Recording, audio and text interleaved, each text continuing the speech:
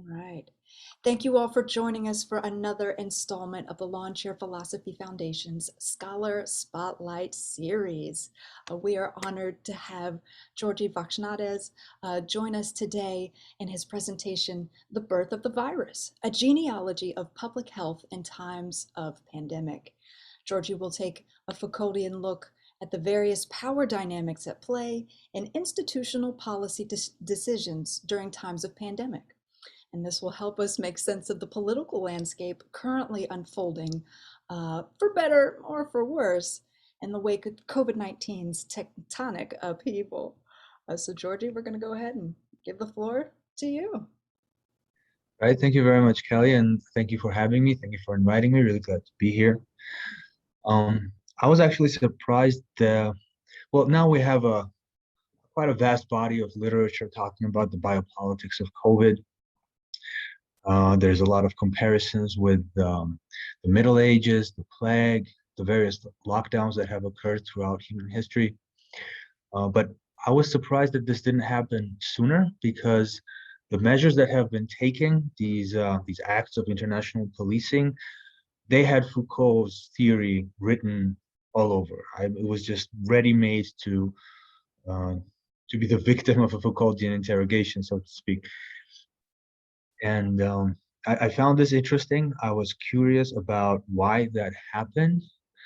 And I thought, well, maybe because it's just that effective, the ideology behind this, the way modern security apparatuses operate today, they are so effective. And the rhetoric that always employs, mostly incorrectly, but still sometimes correctly, employs the rhetoric of science and scientific knowledge in order to justify various interventions, that it's hard not to fall victim to this. When we're saying we're faced with a disease or a biological crisis, it's very difficult to offer resistance. It's difficult to say, okay, I'm not buying into this, because we're looking at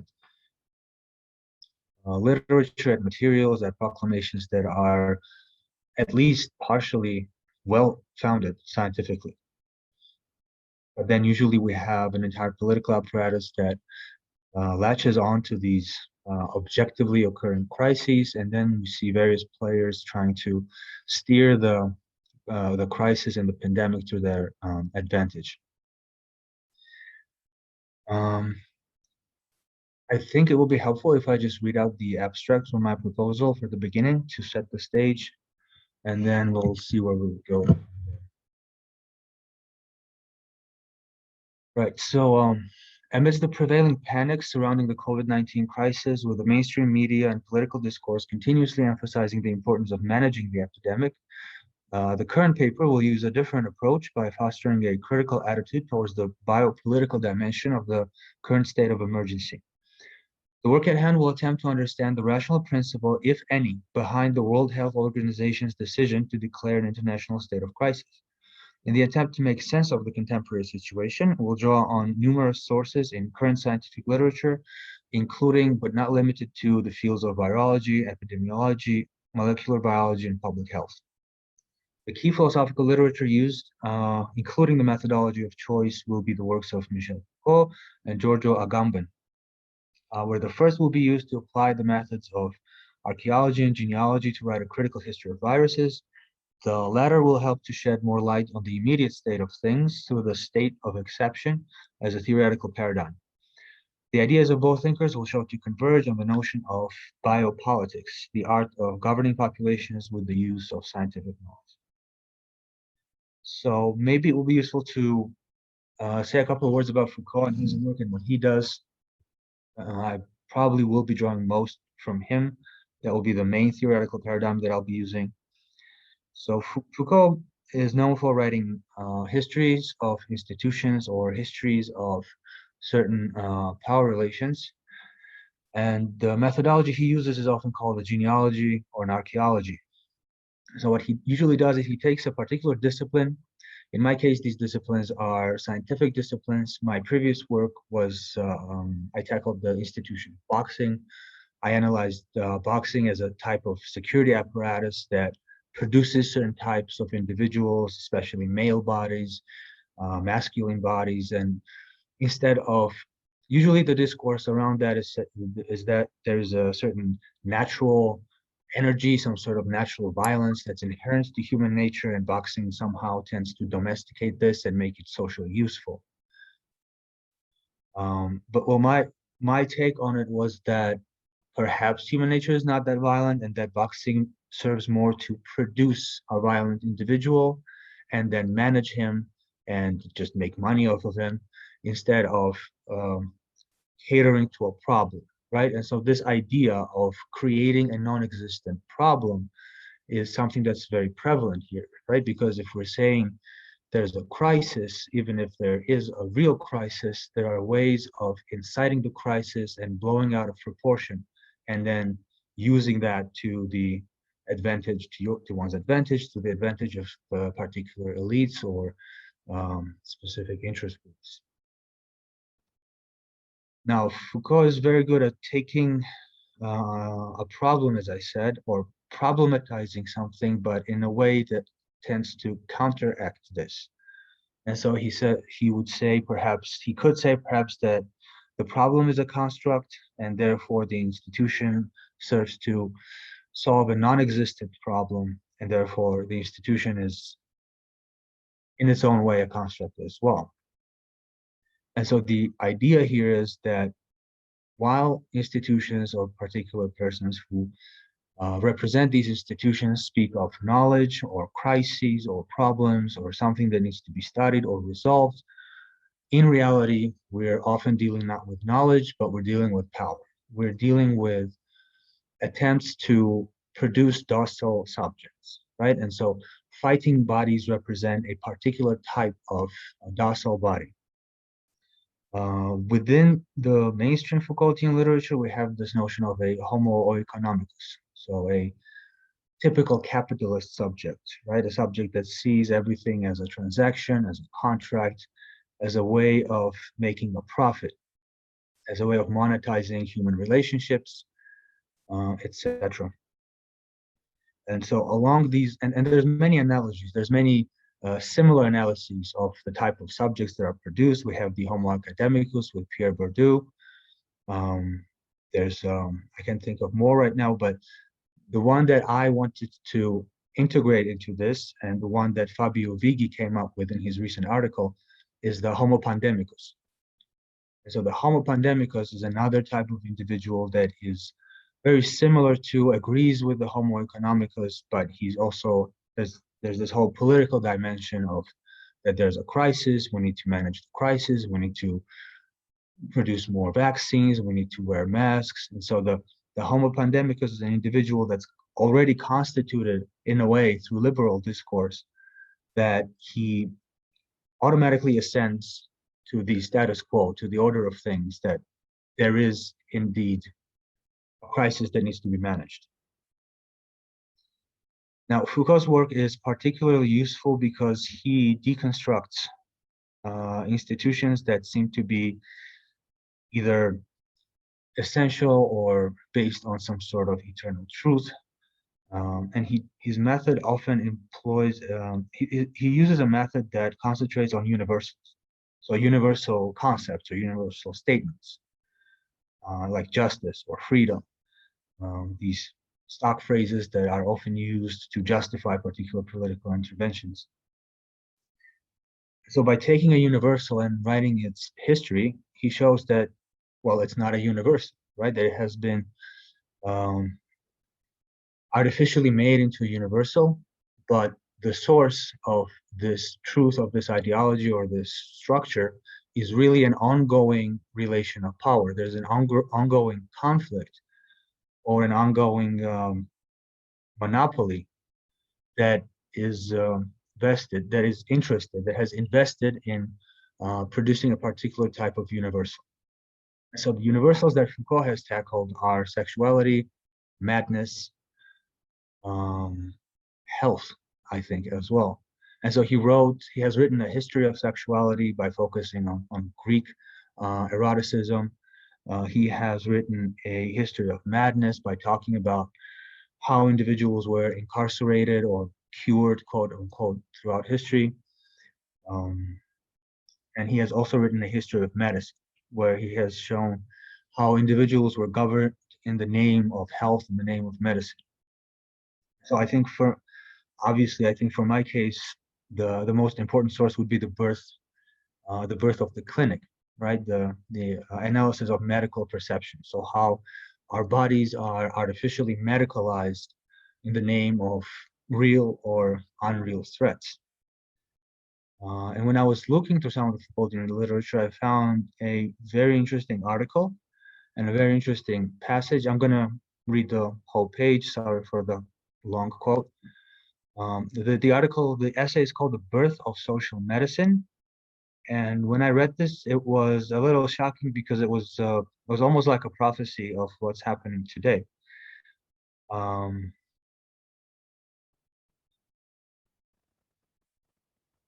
all right, I'm gonna quote it.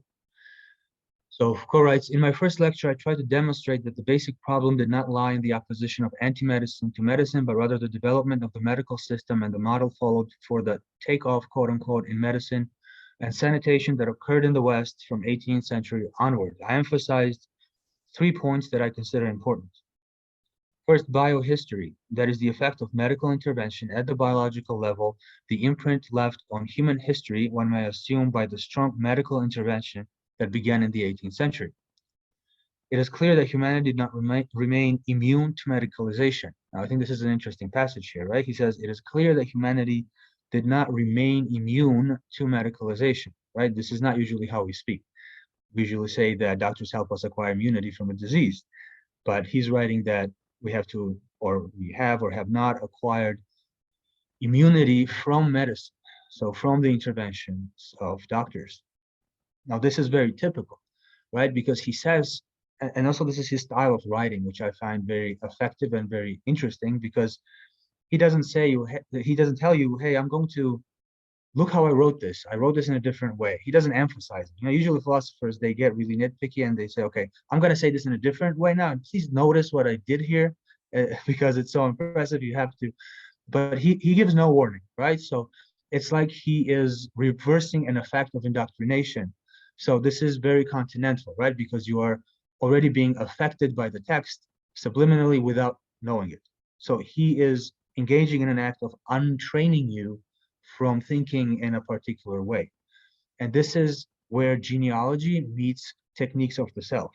Because by writing a genealogy of something, we change ourselves, or by reading a genealogy of something, we change ourselves by reading it. So it's not just a text that we learn, it's a technology of the self. And so to continue, this points to a first field of study that has not really been cultivated yet, though it is well marked out. We know that various infectious diseases disappeared from the West even before the introduction of the 20th century's great chemical therapy. The plague or the set of diseases given that name by chroniclers, historians, and doctors faded away in the course of the 18th and 19th centuries without our really knowing either the reasons for or the mechanisms of that phenomenon which deserves to be studied. Another case, that of tuberculosis, compared with 700 patients who died of tuberculosis in 1812, only 350 suffered the same fate in 1882. When Koch discovered the bacillus that was to make him famous, and when chemical therapy was introduced in 1945, the number had shrunk to 50. How and for what reason did this retreat of the disease come about? What were the mechanisms that intervened at the level of biohistory? There is no doubt that the change of socioeconomic conditions, the organism's phenomena of adaptation and resistance, the weakening of the bacillus itself, as well as the measures of hygiene and isolation played an important role.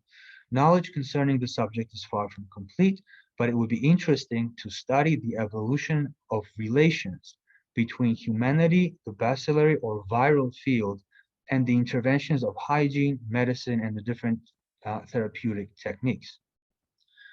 So Foucault is calling here for a biohistory of the human body and its relationship with medicine and viruses, right? This is 20th century, right? Still. So this is almost prophetic because he said somebody needs to write a history about how viruses affect the human body and how doctors have used the presence of a disease as an excuse to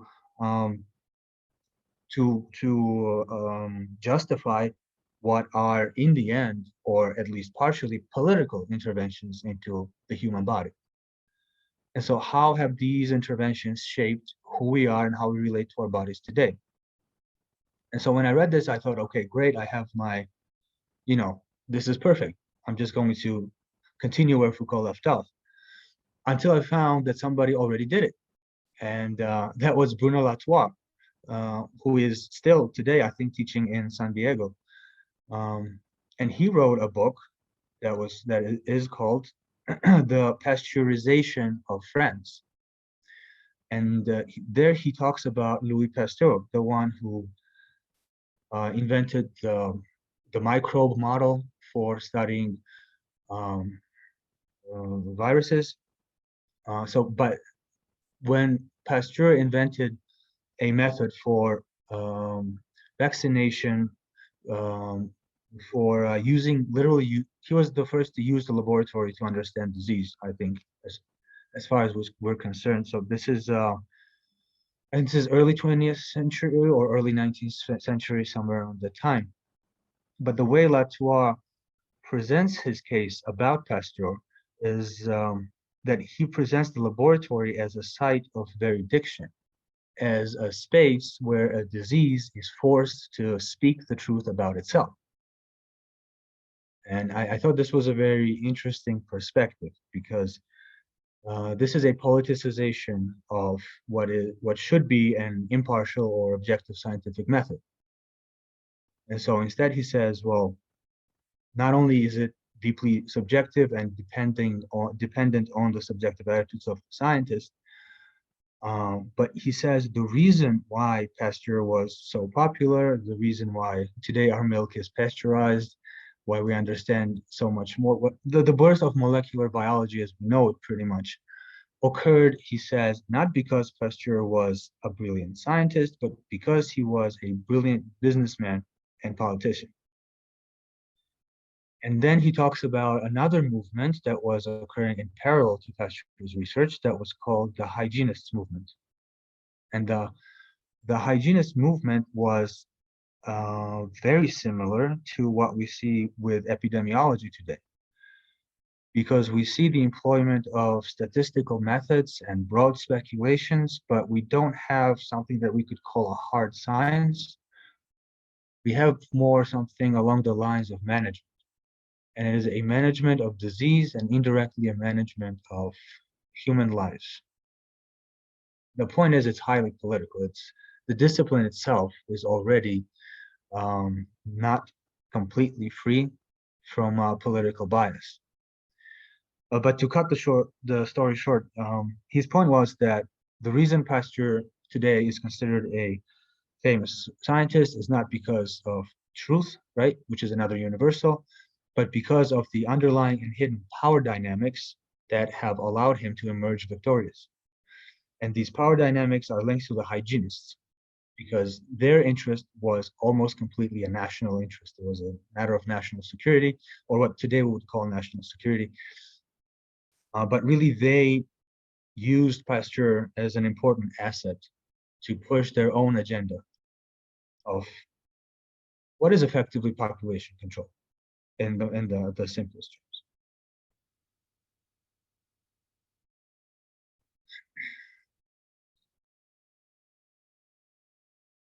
Okay, I should probably move to Agamben now. So Agamben is another inheritor of Foucault's research, and Agamben has a notion that's called the state of exception. It's also referred to as the paradox of sovereignty, and it manifests in the figure of the sacred man, the homo sacer. And I have another quote for this one. The sacred man is the one whom the people have judged on account of a crime. It is not permitted to sacrifice this man, yet who kills him will not be condemned to homicide. In the first Tribunitian law, in fact, it is noted that if someone kills the one who is sacred according to the plebiscite, it will not be considered a homicide. This is why it is customary for a bad or impure man to be called sacred. Now, this is a very interesting but also very complex notion.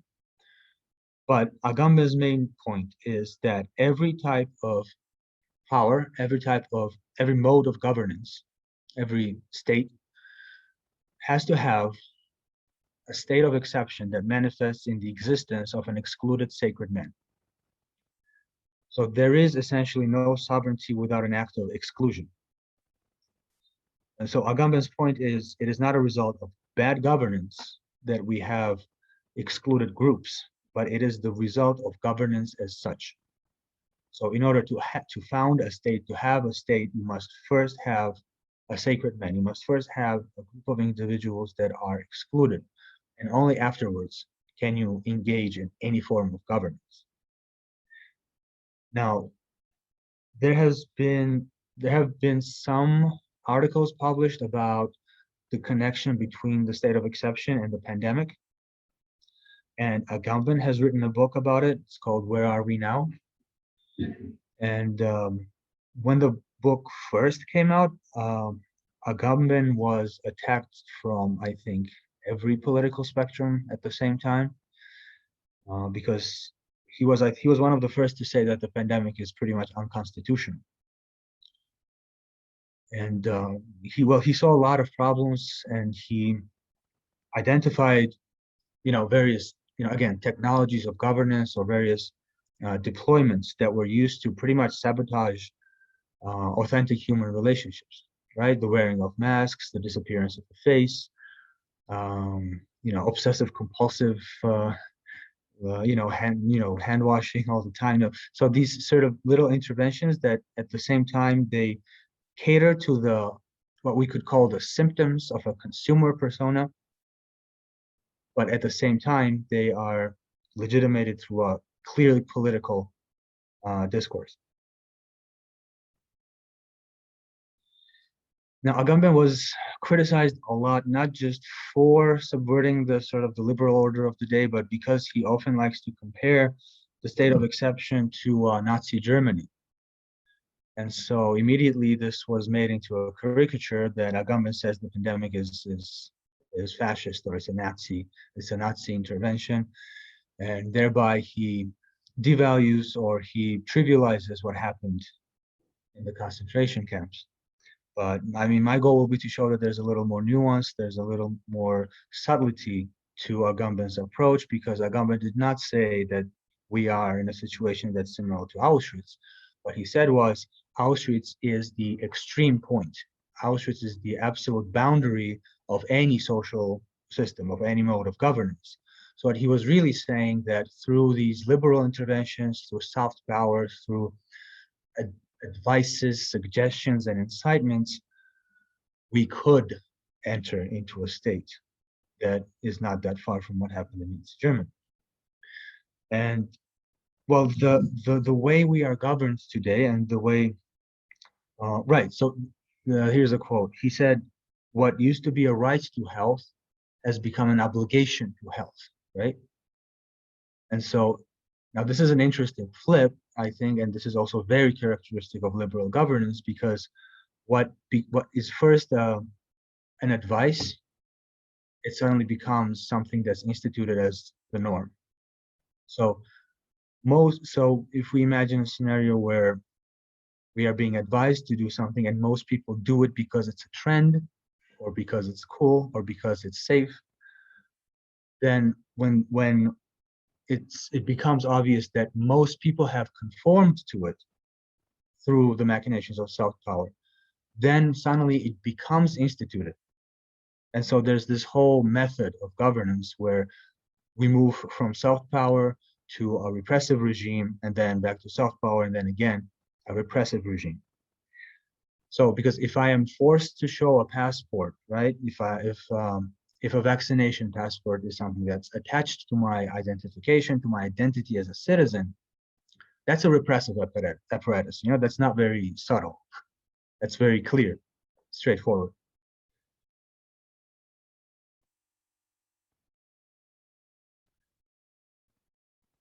And so we have usually, as with Foucault, we have an interchange of productive forms of coercion and repressive forms of coercion.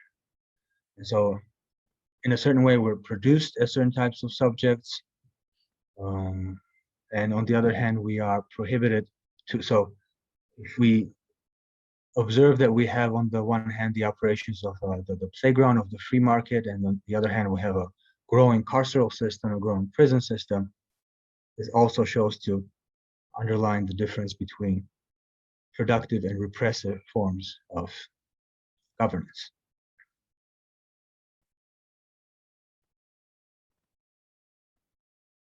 The Homopandemicus, very similar to the Homo economicus, plays a double role in the production and reproduction of the status quo, a particular way of life, a style, where the latter is simultaneously a producer and a consumer of their own commodified identity, perpetuating the logic of capital through self-entrepreneurship. The Homo Pandemicus tends to accelerate the COVID-19 bottom line by failing to address the real structural issues which not only have caused the outbreak itself, but remain obscured through the narrative of the war on the virus.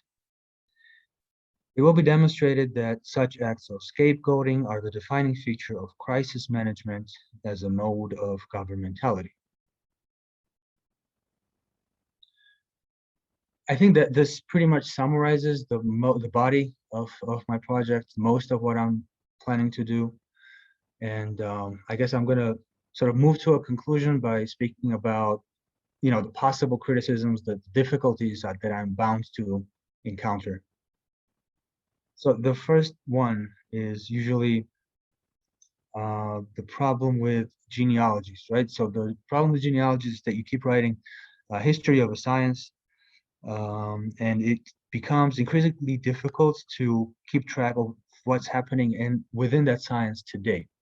So it becomes difficult to stay relevant and on top of the latest research developments. So you have to do both at the same time, right? Because this is a history of the present, it's a history of history. So you have to address something that's happening right now. So you have to be on top of what's happening within that science today. And well, I was planning to deal with this by just dealing with the basic assumptions instead of delving into the actual research that's being produced. So I would say, what are today's the main axioms that epidemiologists go by, or the ones that virologists go by, and so to, but this would also offer an interdisciplinary approach where I actually get to compare what's happening in epidemiology as opposed to compare what's happening in epidemiology to what's happening in virology, to what's happening in public health, and to find connections that an expert will not have the time to make. Because what seems to be a broad or superficial approach in the end allows you to see connections that weren't there before. And I mean, that's just basically most of philosophy anyway. An interesting thing I found also was that public health is the oldest discipline among these three.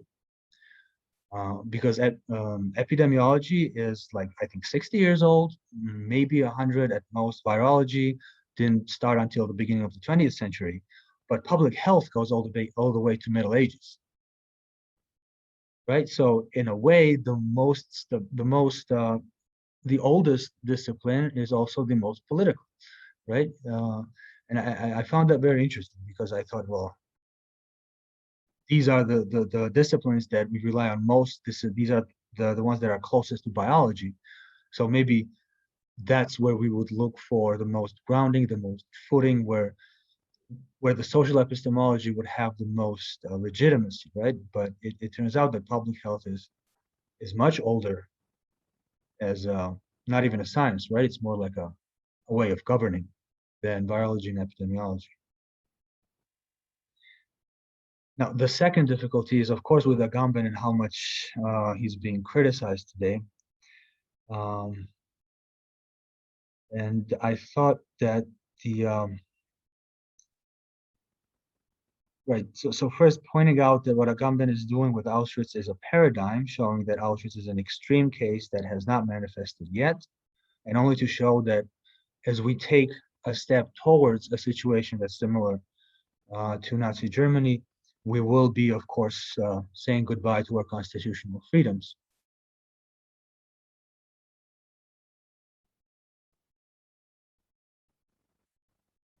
And there's also, of course, the other approach, right, of dealing with Nazi Germany as though it never happened, right? And there's the opposite tendency of failing to see something similar happening again, right? I will attempt to overcome the criticism by showing that the opposite tendency, um, so the opposite of trivializing Nazi Germany, the opposite tendency to theorize the camp as something so horrific that it becomes precisely sacralized and untouchable, a taboo of sorts, it holds a different danger, the danger of something similar happening again.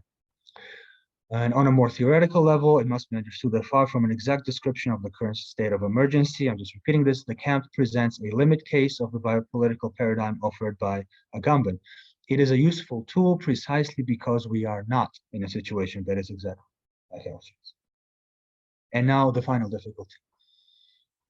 Two distinct difficulties will arise at the final stage of the research. The first will be of an academic nature, then the second will present itself as part of the dominant ideology used to dismiss any and all critical engagements with the COVID-19 master narrative. The notion of paresia has often been criticized. This is a Foucauldian notion. It means courageous speech or speaking the truth.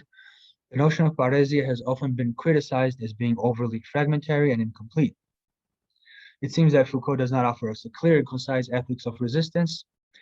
I will try to overcome this difficulty by emphasizing Foucault's post-structuralist style of writing. His method does not aim at either unity or completeness. Its goal is rather to show how one can philosophize differently. Foucault's negative ontology serves several different functions, but most importantly, it hopes to engage the reader herself. And this relates back to what I said about genealogies being not just a form of writing, but a way of changing yourself. So I will argue that the very purpose of the Foucauldian approach is to open up space for an alternative, but it remains for the reader to transform himself and engage creatively with the text in order to fill the void with something that is uniquely his or her own.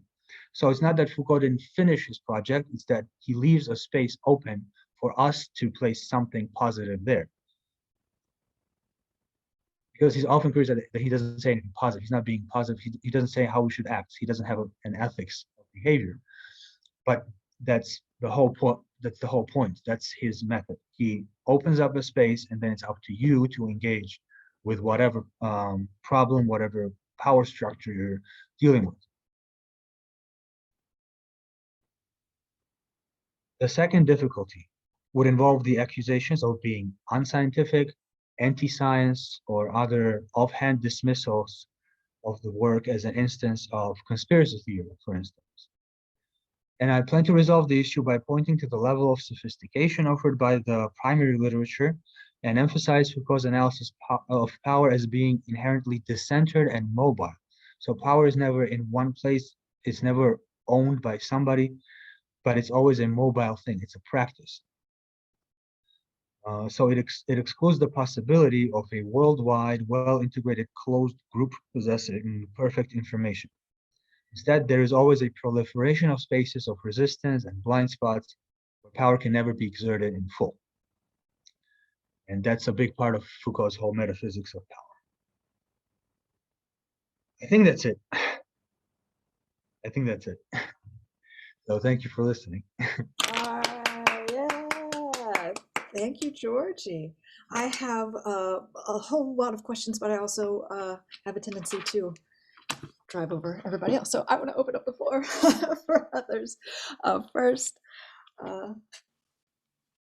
Alyssa or Benjamin, do you have any questions, comments, anything else? Hi, this is Elisa. I don't have any questions. I apologize for coming in a little bit late, but thank you so much. That was really fascinating. Thank you. Yeah, I was thinking about how you were talking about the way that political systems go from a particular into acting like it's universal. And that seems pretty clear. And then I thought it was interesting how you're talking about like an ethics of Foucault at the end, and how he's talking about opening up a space. So it's almost as if like he's going backwards, where the space is like he's universally saying we need to open up the space, but the individual then has to approach it particularly. So there's like a neat asymmetry there between like going from like the particular to the universal, or then reversing it. into like an ethics that each individual must take up themselves. I don't know. Right. I thought Yeah, that was nice. Thank you. Thanks. Oh, yeah. And I think that takes us to the heart of science, the heart of inductive measure and deductive measure. How are we to relate to these common themes? And I wonder if science as a practice is naturally vulnerable to politicization because of its motivations towards purity. When we look back at the history of logic itself, the scientific spirit itself, Aristotle meant for logic to be spoken, but as soon as it's spoken, it becomes rhetoric. And I think that history is lost in the rhetoric of purity and of disinterestedness. So I wonder if there's just something, what Foucault would say or what you would say about the potential for science itself to be vulnerable to politicization. Mhm. Right. Maybe Foucault would even go beyond and say that um, science can't be vulnerable to politicization because there is no purity in science to begin with. So it is political through and through. It's not vulnerable to politicization. Um, what you said about logic also was a reminiscent of Wittgenstein, because Wittgenstein had this whole problem with language, right? Because he said language does not serve to communicate a thought; it serves to disguise the thought. He said the purpose of language is to hide thoughts. That's what language does. And he says that he has a metaphor, right? That the outer clothing of the body is not meant to reveal what the body looks like. Right? And that was his obsession with Tractatus, right? He somehow wanted to still use language to express something that's inexpressible, right? And so he was insane. But um, but right, so I think Foucault's original, because his whole method is different, right? He's not saying, okay, let's separate power from knowledge. He says, no, let's admit that power and knowledge are inseparable, and let's start from there, and let's see what happens, right? And so this openness is fundamental, right? We write a genealogy of the science, we show that it's riddled by power structures, and then we'll see what happens next. I hope that answers the question. Oh yeah, yeah. I think so. And I just wonder, okay, so what if you are a policymaker? You know, there is this virus, and it is a concern. But you want to keep people safe.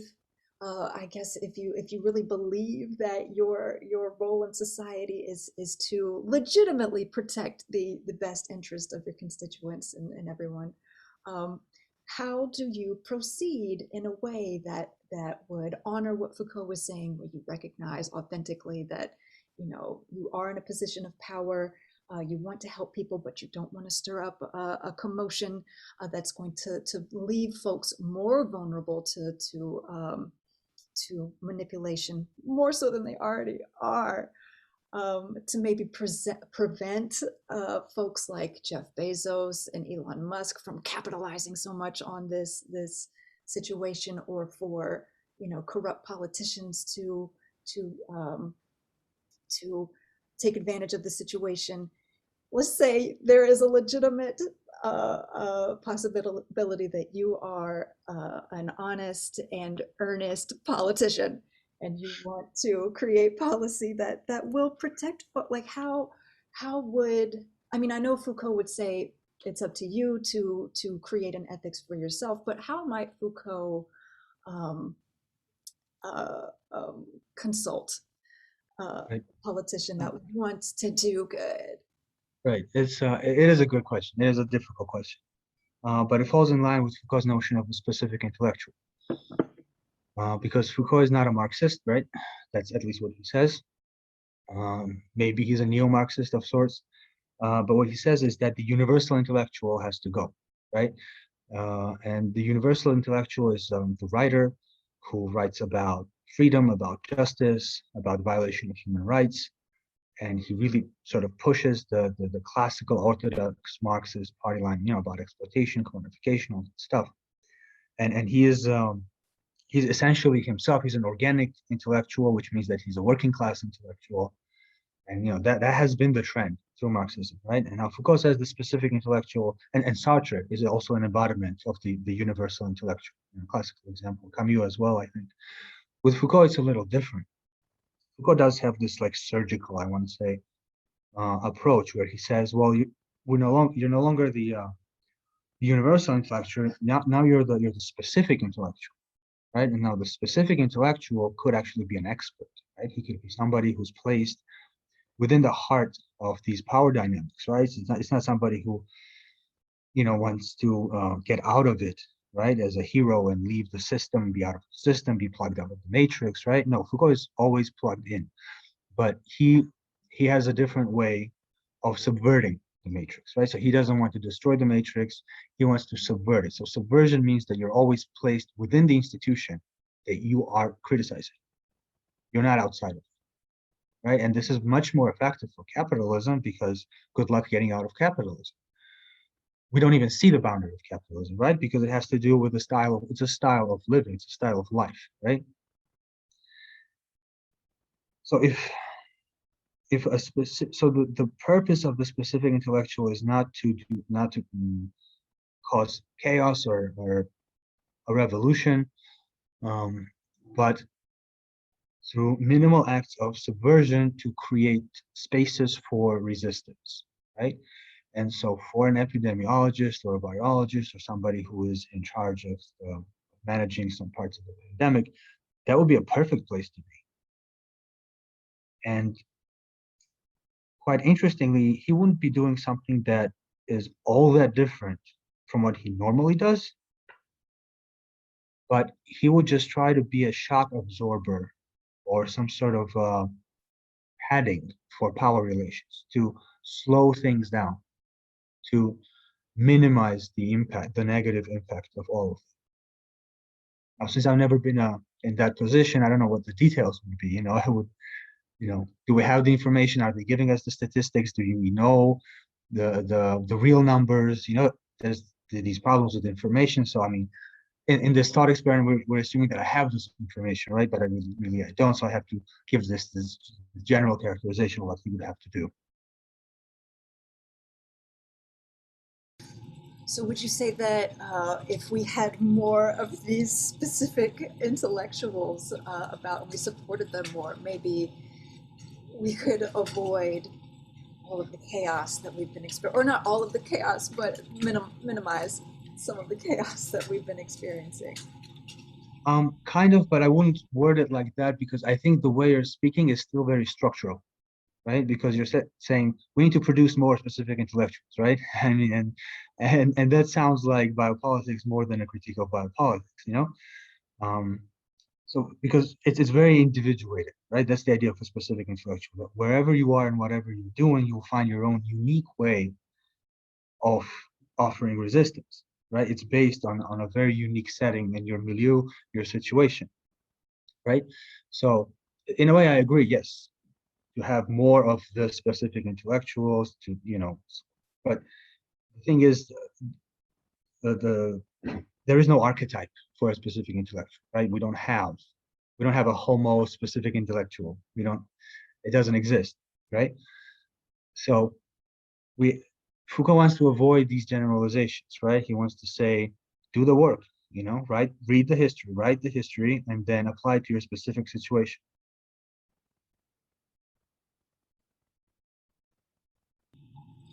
Cool.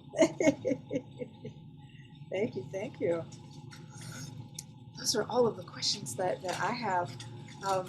Any more out there, or any more comments?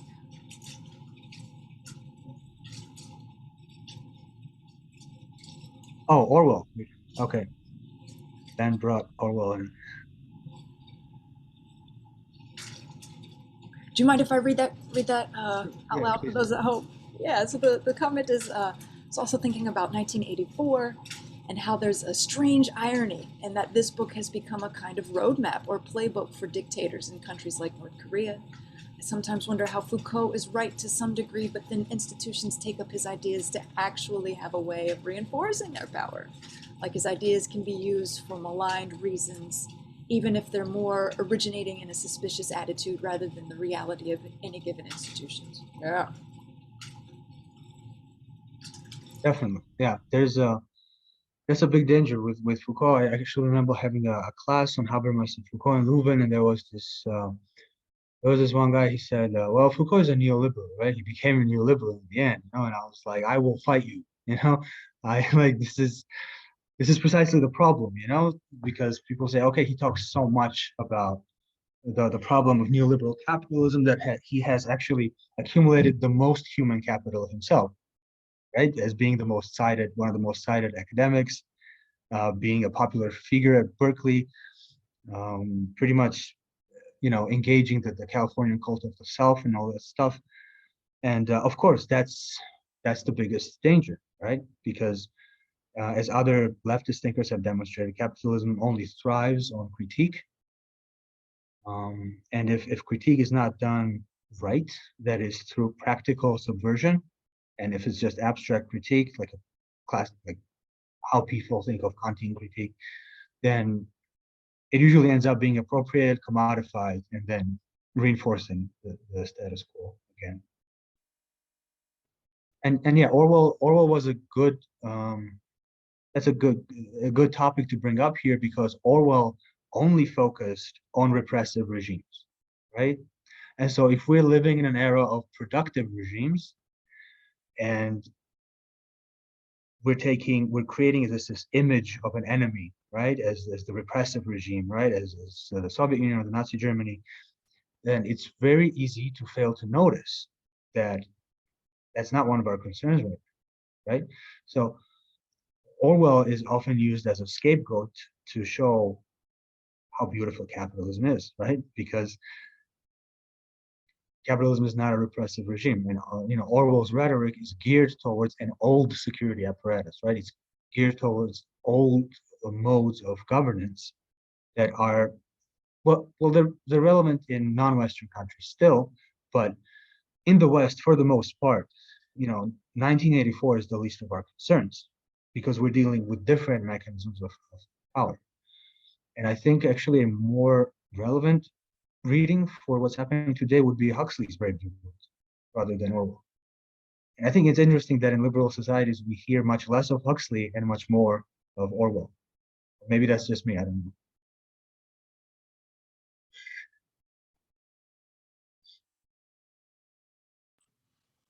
I haven't heard too much of Huxley, so maybe that goes to serve your point. Oh, I also could spend a lot more time reading fiction than I do. Yeah. Okay. That was a great question, and thank you, Georgie, for that. Yeah, no, thank you. Um, anybody else? This is great. No. Okay. Well, thank you, Georgie, for this wonderful presentation. And thank you for those here right now and those who will be participating at home later watching this video. We appreciate your support of academic philosophy and making it more accessible. So thank you all who joined us today. And please do reach out if you have any more questions about Foucault, or if we can host any more um, presentations on this matter. Let us know, folks out there, what you want to hear. So thank you. And oh, oh, yes. So, oh, and we do have, if you would like to do more research, we do have um, our private database, which is ever growing, of primary material and secondary material for those who are rigorously studying and not wishing just to share this information to create wealth for themselves. So, so if you sign up as a member student, we have some resources for you, and some philosophical consultation resources if you want to have one-on-one sessions on any of this information. So again, thank you, Georgie, for your expertise. Anytime you'd like to present your research, you are welcome to the stage. That was fantastic. And thank you, Benjamin and Elisa. We appreciate you here as well. Yeah, thank you all. All right. We'll see you next time. Bye, everyone. Goodbye.